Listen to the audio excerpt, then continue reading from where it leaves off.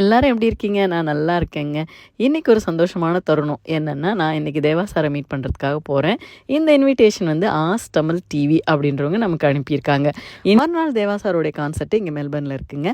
அதனால இன்னைக்கு வந்து மீட் அண்ட் கிரீட் தேவா சார வந்து டாண்டினாங்கன்ற இடத்துல நாங்க போய் மீட் பண்ண போறோம். ஸோ இந்த வாய்ப்பு குடுத்துருக்க ஆஸ் தமிழ் டிவிக்கு பெரிய நன்றியை நான் சொல்லிக்கிறேன். மாறி மாறி பிரஸ் பீப்புள்ஸும் இன்ஃப்ளூயன்சர்ஸும் கேள்வி கேட்டுக்கிட்டே இருந்தாங்க.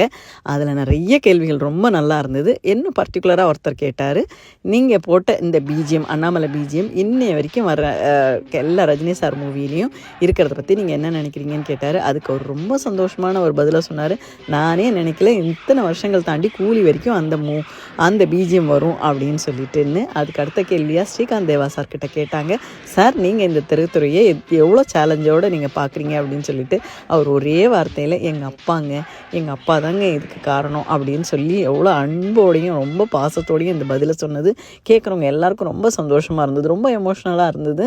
ரொம்ப சந்தோஷமாக இருந்தது. நிகழ்ச்சி நடந்த அத்தனை நிமிஷமும் எவ்வளோ சீக்கிரம் போச்சுன்னே நினைக்கவே முடியாத அளவுக்கு போச்சு. எல்லாரையும் வந்து ஃபோட்டோ எடுக்கிறதுக்கு அனுபவிச்சாங்க. ஒருத்தராக அவருக்கு கூட நின்று ஃபோட்டோஸ் எடுத்துக்கிட்டாங்க. பிக்சர்ஸ் எல்லாமே எடுத்துக்கிட்டதுக்கப்புறம் எல்லாரும் பாய் பாய் சொல்லிவிட்டு கிளம்பிட்டோங்க.